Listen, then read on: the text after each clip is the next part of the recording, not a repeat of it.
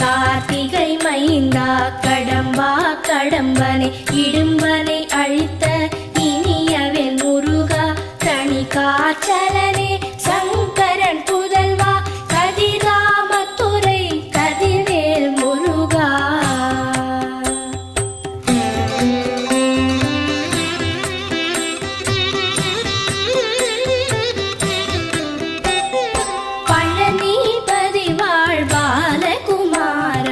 ஆவினன் குடிவாழ் அழகிய வேளா செந்திமா